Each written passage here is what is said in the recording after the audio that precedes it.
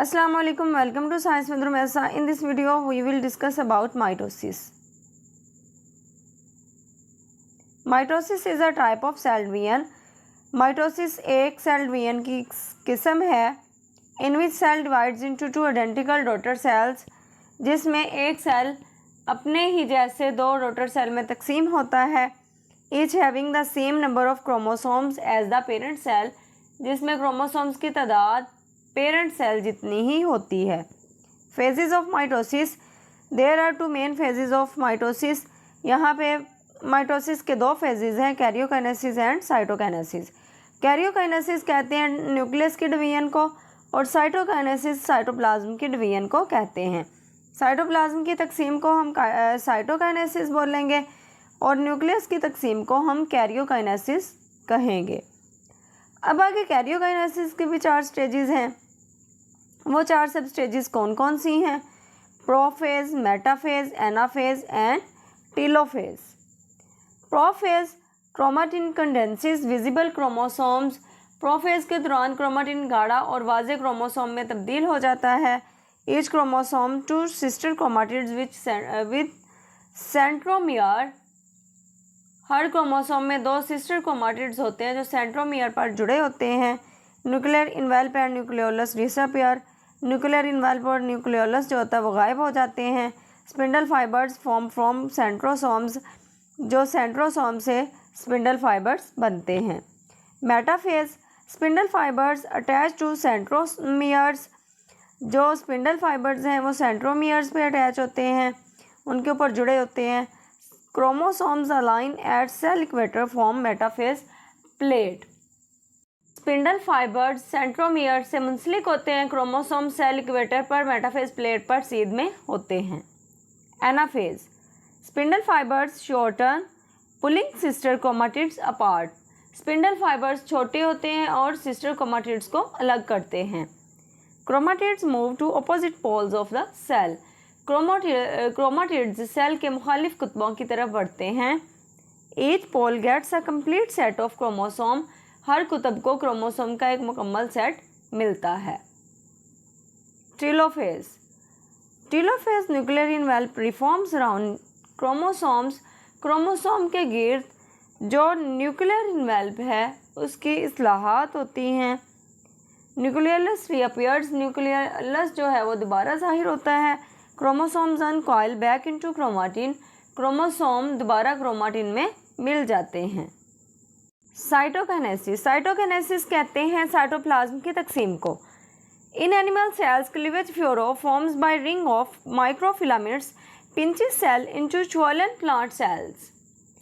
Plant cells में microfilaments की ring से क्लीवेज फ्लोरो बनता है और सेल को 2 लाख पौधों के सेल की चुटकी में देता है। Vesicles from Golgi form a plate cell grows outward and fuses with cell wall. Golgi के वेसिकल्स सेल प्लेट बनाते हैं, बाहर की तरफ बढ़ते हैं और सेल दीवार के साथ मिल जाते हैं। रिजल्ट्स इन 2 डॉटर सेल्स, और बदले में 2 डॉटर सेल्स बना देते हैं। सिग्निफिकेंस ऑफ माइटोसिस, माइटोसिस की अहमियत। Mitosis is the process of cell division producing identical cells. Mitosis cell division का अमल है जो एक जैसे सेल्स पैदा करता है। Plays a vital role in growth, repair, regeneration and reproduction. Repair, regeneration, reproduction में अहम किरदार अदा करता है। Growth, growth increases in size due to more cells. ज़्यादा सेल्स की वजह से साइज में इजाफा होता है। Mitosis produces identical cells helping the organisms grow. Mitosis एक जैसे सेल्स पैदा करता है जिससे जानदार की नशोनुमा में मदद मिलती है। मिसाल के तौर पर from a single zygote 200 trillion body cells. ये कहते हैं मिसाल के तौर पर एक जाइगोट से लेकर 200 ट्रिलियन बॉडी सेल्स का बनना, जिसे ग्रोथ कहते हैं, ये माइटोसिस की वजह से ही पॉसिबल है। सेल रिप्लेसमेंट, सेल्स की तब्दीली। ओल्ड और dead cells are replaced by new ones through mitosis. Mitosis के ज़रिए जो पुराने या डेड सेल्स होते हैं उनकी जगह पे नए सेल्स बनाए जा सकते हैं। For example red blood cells, जैसे कि रेड ब्लड सेल्स का जो दौरानिया होता है वो 120 दिन का होता है। जो पुराने होते हैं या डेड होते हैं उनकी जगह पे नए सेल्स को बनाया जाता है। Skin cells, intestinal lining cells, इनको हम दोबारा से बना सकते हैं माइटोसिस के ज़रिए। रीजनरेशन कहते हैं दोबारा बना लेना, उसी तरह का ही same part. Some animals regenerate body parts by mitosis, वो कहते हैं कि कुछ जानदारों में ये एबिलिटी होती है कि वो अपने अज़ा को, जिस्म के हिस्सों को माइटोसिस के ज़रिए दोबारा तैयार कर सकते हैं, दोबारा बना सकते हैं। For example sea star regenerates a broken arm, मिसाल के तौर पर जो सी स्टार होता है वो अपने बाजू को दोबारा तख्लीक करता है। एसेक्सुअल रिप्रोडक्शन, गैर जिनसी तौलीद, mitosis helps in asexual reproduction, mitosis गैर जिनसी तौलीद में मदद करता है। For example hydra reproduces by budding, hydra budding के ज़रिए रिप्रोड्यूस करता है, यानी अपने जैसे हाइड्रा पैदा करता है। A bird grows into new individual, और एक बर्ड से एक नया इंडिविजुअल बन जाता है। एरर्स इन माइटोसिस, अब माइटोसिस में कुछ खराबियां भी होती हैं, कुछ गलतियां भी होती हैं।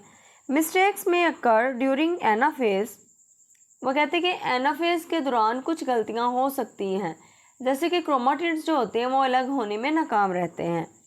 Chromosomes can get damaged, chromosomes जो होते हैं उनको भी नुकसान पहुंच सकता है।